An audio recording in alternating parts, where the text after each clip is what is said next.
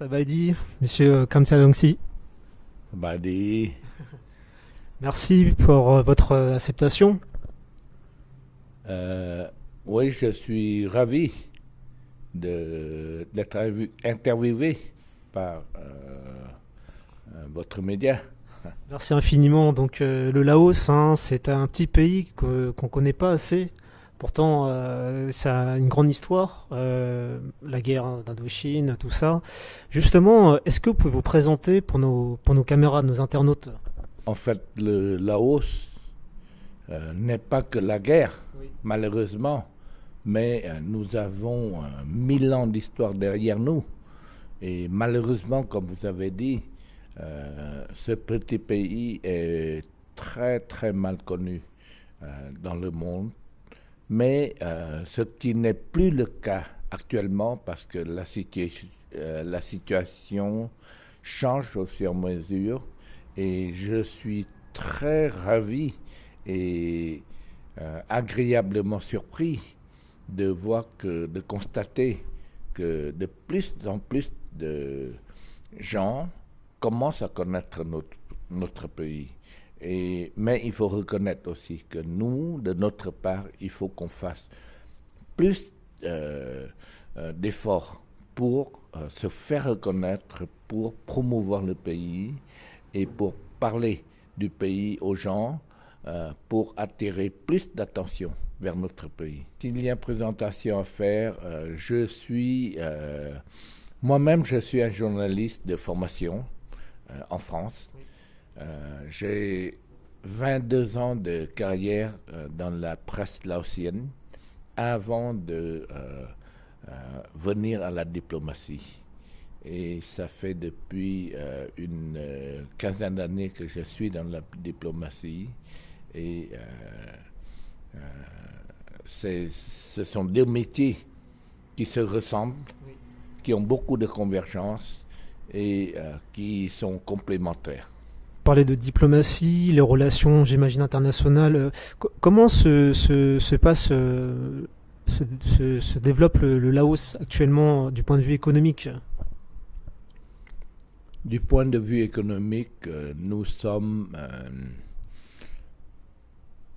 avons connu une longue période de paix. Nous avons quand même 43 ans de paix derrière nous et sur tout le long de ces années de paix, nous avons su travailler pour essayer d'intégrer le Laos à la région, qui est la région d'Asie du Sud-Est, pour que l'ancrage du Laos dans les régions soit bien retenu et avec l'ensemble de la région, nous avons travaillé sur l'intégration régionale au sein de l'ASEAN qui comprend 10 pays de la région et avec ce bloc de 650 millions de personnes, nous représentons quand même un bloc qui est plus représentatif, plus fort économiquement pour pouvoir mener des négociations et pour avoir un pouvoir de marchandage et de négociation qui pèse plus lourd qu'auparavant. Parce que, vous voyez, rien que le Laos, on n'est rien. On est 7 millions. Et économiquement, on est revenu de très très loin. Et si on ne s'intègre pas à fond dans la région, on est juste un tout petit pays qui ne compte pas au niveau de l'échelle régionale et internationale. Donc du point de vue des étrangers, des Français, je rencontre pas mal, ils me parlent pas mal du Laos, c'est de plus en plus maintenant connu quoi. Euh, Comment expliquez-vous justement que les étrangers aiment justement le Laos par rapport à son côté naturel, intact encore? Ah, ça, c'est le côté mystère Oui. et côté mystique du pays. Bien que nous sommes, nous faisons partie de la région qui comprend beaucoup de pays touristiquement attractifs. Mais nous avons constaté avec une agréable surprise que beaucoup de gens, après avoir voyagé dans toute la région, quand ils viennent chez nous, il y a quelque chose de spécifique, il y a quelque chose de différent. Et la différence, c'est que, premièrement, nous sommes un pays très authentique et qui reste encore authentique. Deuxièmement, nous sommes un pays qui n'est pas, qui a une population, petite population, qui n'est pas trop dense. Et la vie au Laos reste encore très agréable au niveau démographique et les gens sont encore très très attachés à leurs racines culturelles, sociales, religieuses et ils ont des liens très très profonds avec la nature. Ce qui fait que peut-être c'est tous ces points-là qui rendent le Laos différent des autres pays de la région. Mais au point de vue politique, macro-politique du gouvernement, nous essayons aussi de rendre le pays plus attractif en essayant de promouvoir toutes les régions avec leurs spécificités du nord au sud. Nous essayons aussi de valoriser les sites, les différents sites que nous avons sur le pays, tels que l'ancienne capitale royale, la ville de Luang Prabang, qui est devenue déjà maintenant une ville enregistrée par l'UNESCO comme patrimoine mondial. Nous avons enregistré le site de Wat Phra Champasak qui est au sud du pays dans le patrimoine mondial. Nous essayons, nous avons 2 sites en vue, tels que la région de la plaine de Jar, le plateau de Phuon, de Siêng Khoang, et nous sommes en train de travailler avec l'UNESCO afin de pouvoir enregistrer la chaîne karstique de Hin Nam No, qui est une chaîne faite de montagnes karstiques qui va le long dans la province de Kham Muôn, le long de la frontière avec le Vietnam, qui possède un ressort extraordinaire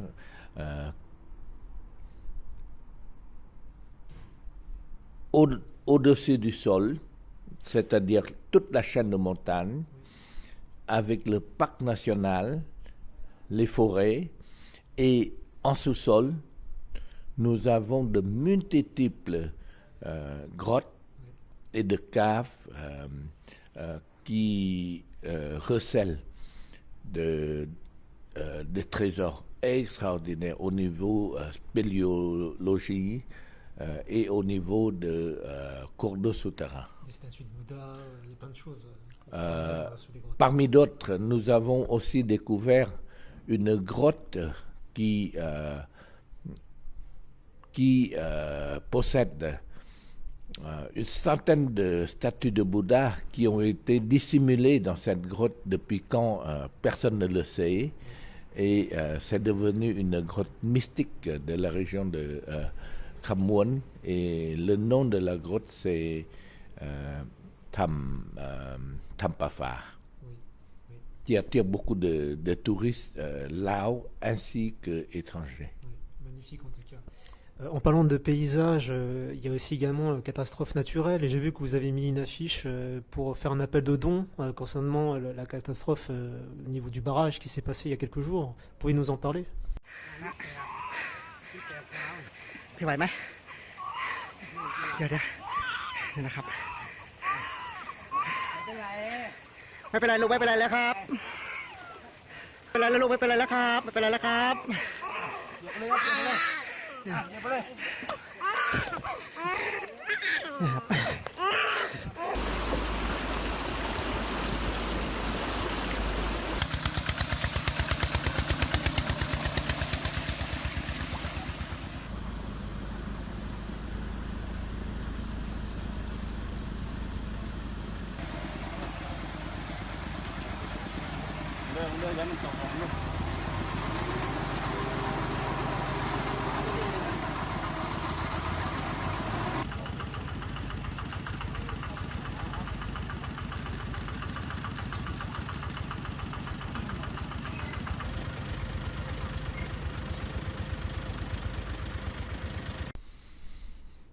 Oui, malheureusement, le 23 juillet, nous avons souffert d'une catastrophe qui a gravement affecté la population du district de Sanam Say, province de Atapu. C'est un barrage tertiaire du complexe du barrage de Sepien Senamnoy qui n'a pas pu résister à la montée d'eau. Et il faut dire que pendant 3 semaines de suite, nous avons connu des tempêtes successives qui s'abattent sur la région et qui a apporté beaucoup de pluie. Et si vous regardez l'ensemble de la région, il n'y a pas que le Laos, mais que ce soit le Vietnam, la Chine, la Thaïlande, nous sommes tous affectés par cette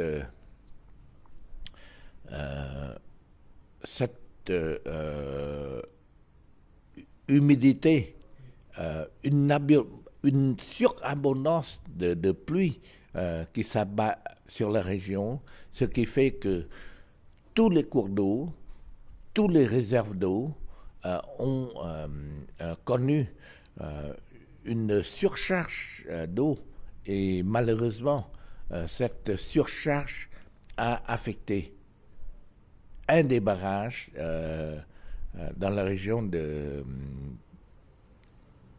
Sanam Say et qui a causé beaucoup de dégâts humains, matériels et que nous continuons à essayer de venir en aide à la population qui a été gravement touchée par cette catastrophe naturelle. Ce pays enclavé, petit pays, très montagneux, avec une faible population qui est coincée entre le géant thaïlandais à l'ouest, l'ogre, je dirais, chinois au sud, qui a un besoin de ressources et qui n'a qu'une seule ressource possible pour le Laos, c'est ce Mékong, cet énorme fleuve qui s'appelle la mer des eaux là-bas. Ça veut tout dire, des millions, des dizaines de millions de populations en Indochine, en Extrême-Orient, vivent depuis des millénaires à travers ce fleuve qui prend sa source sur le plateau tibétain et se jette dans le delta du Mékong en mer de Chine et qui donc fait vivre des millions de gens, eh bien, c'est aussi une source électrique énorme. Et le concept étatique du Laos, c'était de devenir la pile de l'Asie orientale, donc de vendre cette ressource. Le problème, c'est que on a fait très anarchiquement, et c'est pour ça que vous l'avez dit, c'est justement, c'est vraiment la chronique d'un désastre annoncé. Ça fait des années que les groupes de défense de l'environnement préviennent des grands risques environnementaux, de sédimentation, de déplacement de population. Et le premier risque le plus spectaculaire, c'est hélas ce qu'on a vu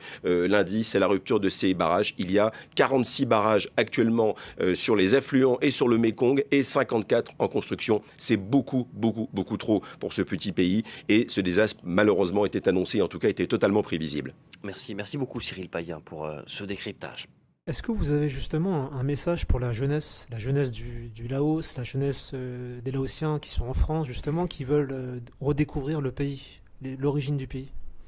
Ah, c'est très important. C'est ce que j'essaie de faire tous les jours. C'est que, vous voyez, on en est à la deuxième génération, voire même la troisième génération des Laotiens en France.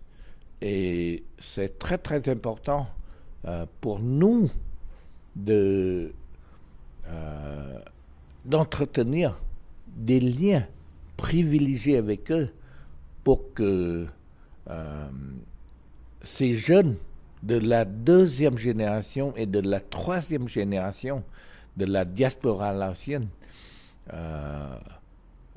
puissent connaître, découvrir et être conscients de leurs racines morales, culturelles, identitaires, religieuses, de la patrie de leurs parents. Et pour ce faire, à l'ambassade même, j'ai déjà eu l'occasion d'organiser des rencontres, des réunions débats avec la jeunesse dont j'ai mentionné ici. Et je leur ai dit que vous choisissez les thèmes que vous souhaitez débattre. Et on pourrait travailler à partir de ces thèmes pour essayer de rendre la réunion agréable et utile à vous et à l'ambassade, parce que l'ambassade a le désir de pouvoir promouvoir cette identité qui est très très important, parce que vous voyez, je constate que chez les parents laotiens, et là c'est un constat que j'ai fait, c'est que plus les parents sont cultivés, moins des enfants sont laotiens. D'accord. Par contre, j'ai constaté que chez les parents qui sont moins éduqués, moins cultivés, qui travaillent essentiellement dans le milieu travailleur, là, il y a les enfants sont plus attachés à la culture laotienne, ils parlent laotien et ils continuent à vivre à la laotienne. Et là, c'est une constatation, c'est un constat qu'on doit absolument essayer de travailler avec toutes les associations de la jeunesse pour essayer de corriger cette situation et rendre nos jeunes plus conscients et essayer d'ensemencer cette culture laotienne, cette identité laotienne auprès de notre jeunesse, de la deuxième et troisième génération parmi la diaspora laotienne. Donc comme lui, il y a l'ambassade, il y a aussi les pagodes. De temps en temps, il y a souvent des fêtes qui se déroulent. C'est aussi un moyen de rencontre. Ah, les pagodes sont très importants parce que ça fait partie intégrante de la vie culturelle, morale, spirituelle de tout Laotien, que ce soit au pays et à l'étranger. Et la pagode se trouve au centre de l'esprit laotien et au centre de la vie communautaire laotienne. C'est pour ça que à l'ambassade, je travaille beaucoup, j'essaie de travailler avec toutes les pagodes laotiennes, tous les temples laotiens existants sur le territoire français. Justement, ils sont situés où les pagodes laotiennes? Il y en a beaucoup, mais quelques-unes.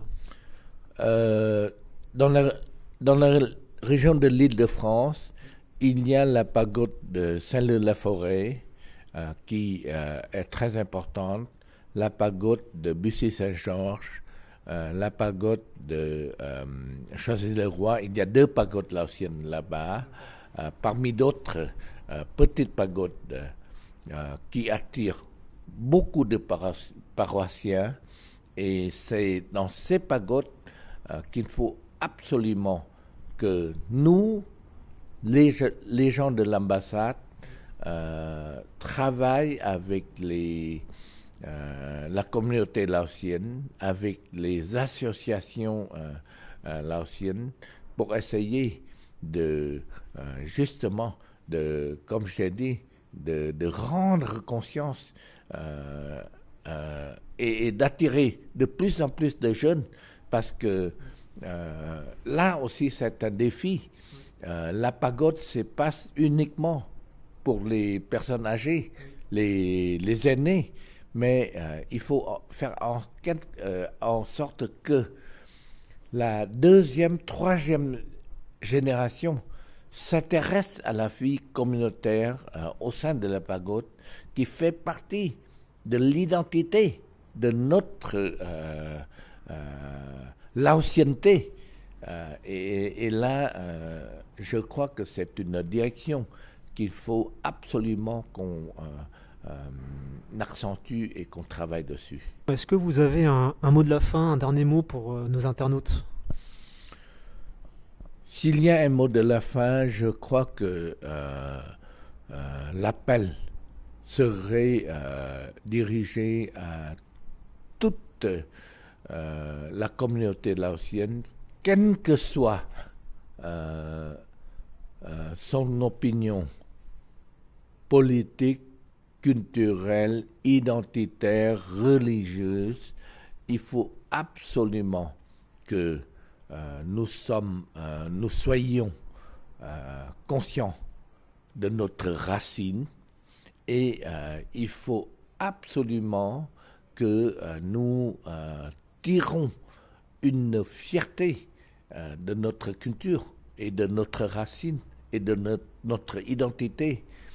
Et parce que vous voyez, plus on s'avance, plus on avance, plus on a conscience de notre racine.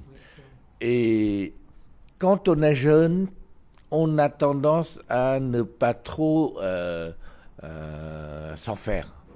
Mais plus on avance en âge, plus on cherche à savoir d'où est-ce qu'on vient, d'où on a vécu, nos parents ont vécu, comment ça se fait qu'on soit moulé dans cette moule culturelle, identitaire et religieuse.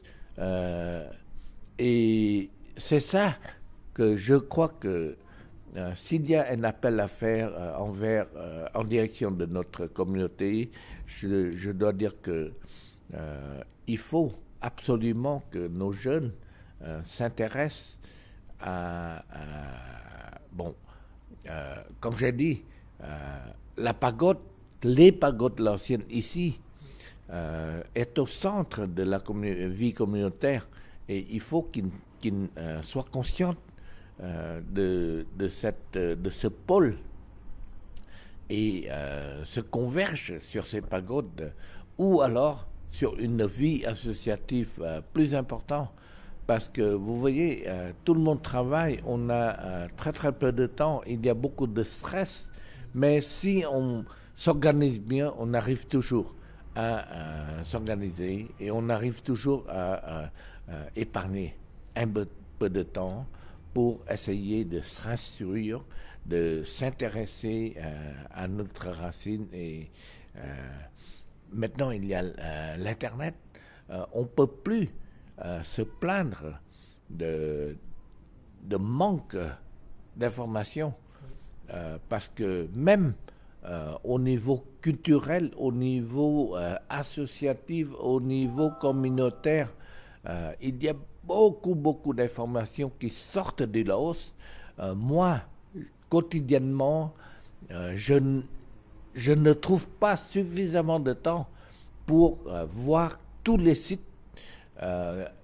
qui existent sur Internet et qui traversent le monde entier dans notre ère cybernétique.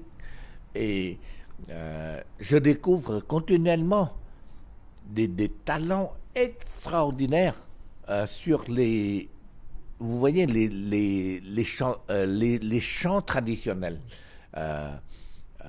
inhérents à chaque région de notre pays.